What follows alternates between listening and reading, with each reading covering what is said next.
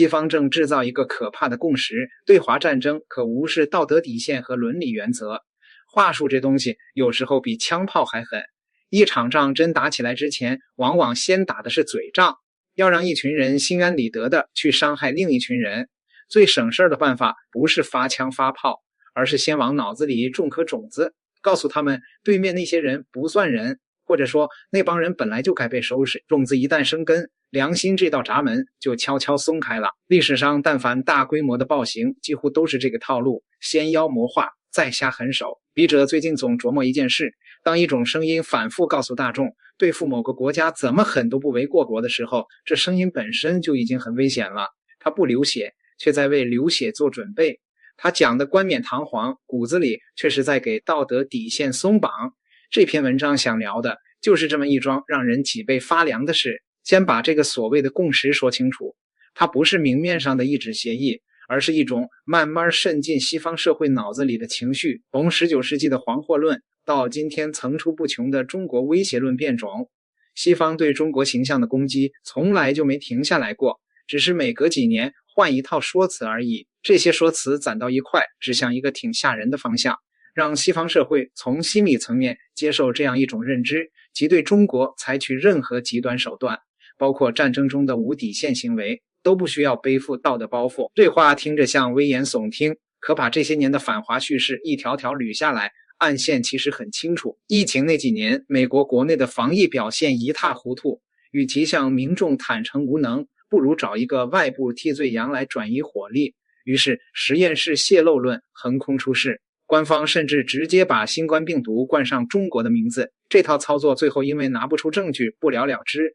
可他成功的在不少西方民众心中埋下了一颗种子。中国和灾难危险是捆绑在一起的，种子不止埋一颗。自从中国推出一带一路，西方就炒作一种新威胁，说中国在发展中国家投资实际是制造债务陷阱，那些参与国还不起贷款，最终会被中国渗透和控制。目的说穿了不复杂，本质就是想污名化中国的发展战略，在发展中国家和中国之间制造裂痕。毕竟蛋糕就这么大，如果基础设施建设有中国企业参与，西方企业就分不到肉了。嘴上抹黑还嫌不够，手上也没闲着。科技上联手封锁高端芯片，光刻机说什么都不肯流入中国，摆明了想卡脖子。经济上随便找个由头就加征关税，搞恶意制裁，甚至拿莫须有的理由为难中国企业的合法收购。好好的商业合作被硬生生政治化。最让人警惕的是，现在连舆论遮羞布都不想要了，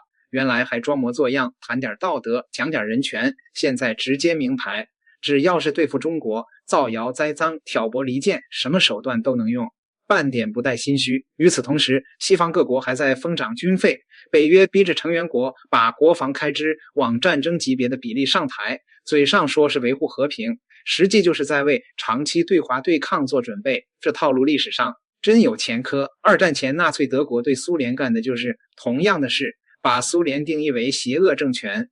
军官们在战前动员时，把苏联军民描述成红色野兽，反复告诫士兵对他们不应留情。正是在这种长期洗脑之下，德军后来在苏联土地上焚烧村庄、杀害平民的时候，内心毫无愧疚，因为在他们看来，自己消灭的不是人，而是对文明世界的威胁。今天西方对中国形象的系统性丑化和那段历史之间的相似程度让人脊背发凉。有学者直接点名，当前西方对华无脑黑就是黄祸论在百年变局下的畸形翻版。那西方为啥非跟中国过不去？答案其实没那么玄乎，他们不是怕中国主动挑事，就是怕中国不听话，怕中国发展太快，怕以后再也不需要他们的技术和援助，更怕中国带着全世界做生意，把他们甩在一边，断了躺赚的财路。过去几百年，西方一直攥着全球发展的话语权，早就习惯了，所有国家都依附他们，听他们调遣。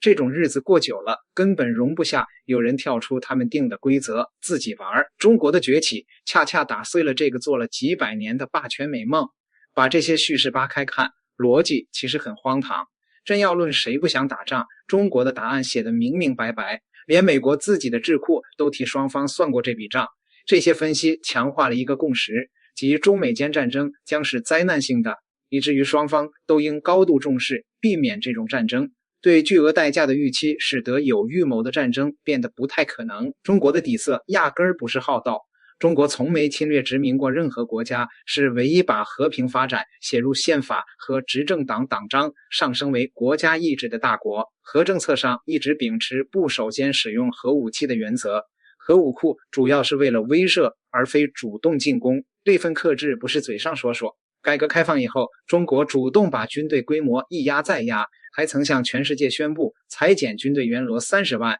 有实力的时候，主动把拳头收一收，把省下来的资源扔进高铁、电网、医院这些实打实的民生工程里。这不是软，是清楚打完之后，老百姓要过什么样的日子。更实在的证据摆在维和这件事上。截至2025年7月，中国共参加29项安理会授权的联合国维和行动，派出维和官兵4.9万余人次，在安理会5常中出兵居首。这些人去的地方是南苏丹、刚果、今黎巴嫩，这些真有炮火和死亡的地界。中国是常任理事国第一大出兵国，先后有20多名维和人员献出了宝贵生命，为的是保护跟自己素不相识的平民。一个真惦记着打仗、真想无视底线的国家，会把这么多年轻人送去别人的战火里守护和平吗？去年9月3日，纪念抗战胜利80周年的阅兵在天安门广场举行。那场仗，中华民族历经14年不屈不挠的浴血奋战，付出超过3500万人伤亡的巨大牺牲，才取得近代以来反抗外敌入侵的第一次完全胜利。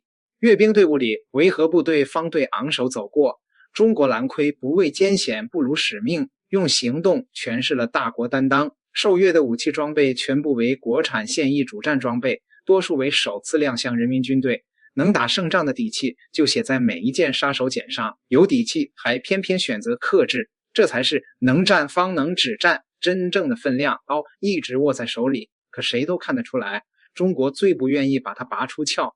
值得多说一句的是，越是把这些西方叙事和真实的中国摆在一起对照，那道裂缝就越藏不住。一边是天天喊着威胁、忙着攒军费、造话术的国家，另一边是把和平写进宪法、主动裁军，还年年往别人战乱地区派人守护平民的国家。到底谁在为战争做准备，谁在为和平掏真金白银？明眼人心里都有杆秤。所谓可怕的共识，可怕就可怕在他想颠倒这杆秤，把该被追问的一方包装成受害者，把真正克制的一方污名成威胁。话说回来，这个共识可怕，但绝不是无解。谎言编得再精巧，也得有现实的土壤才活得下去。只要综合实力的增长不停步，只要持续把真实的中国展现给世界，那些精心编织的谎言终究会因为失去现实土壤而自行枯萎。真正的强大从来不是逢人就亮拳头，而是明明能打，却偏偏愿意为14亿人的安稳日子